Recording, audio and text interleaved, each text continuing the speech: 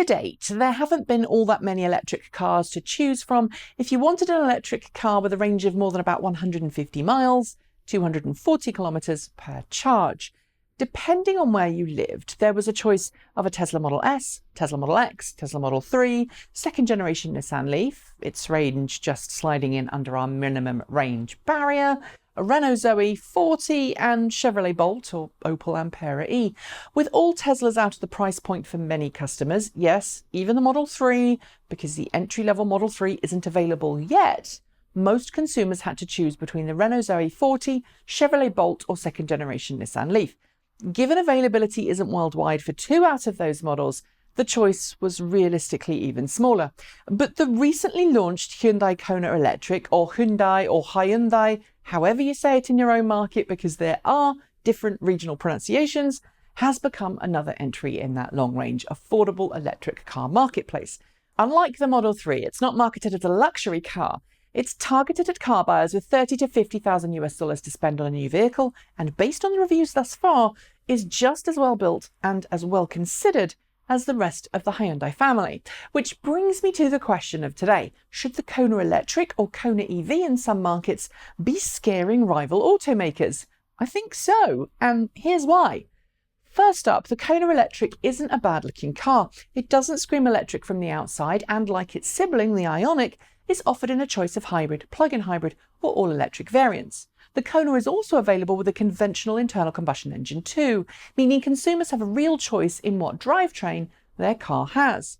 The Kona Electric doesn't look all that different to any other modern CUV or small SUV, and that should give it some serious brownie points with customers who care what their car looks like, as well as what fuel it drives on. I'm not trying to be funny here, but so far most electric cars on sale haven't really been all that appealing to look at. So it's conventional. We get it.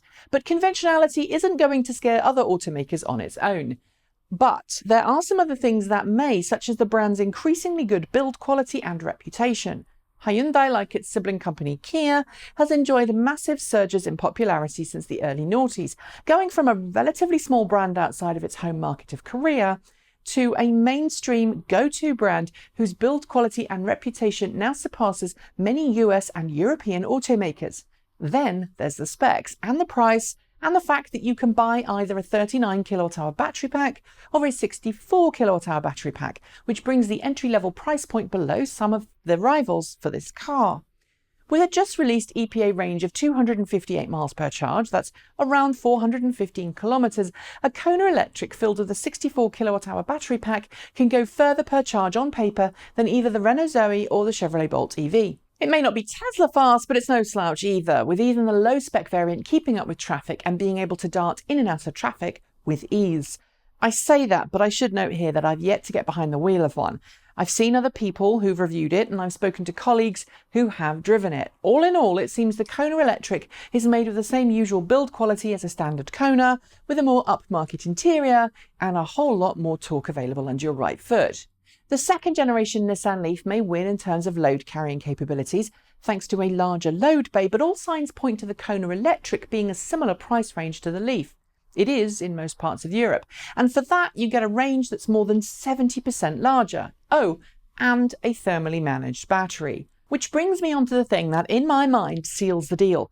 The battery pack of the Kona Electric is made by LG Chem. It's 4 kWh larger than the Bolt EVs, it's thermally managed, and because of that, is rated to charge at speeds of up to 100 kilowatts.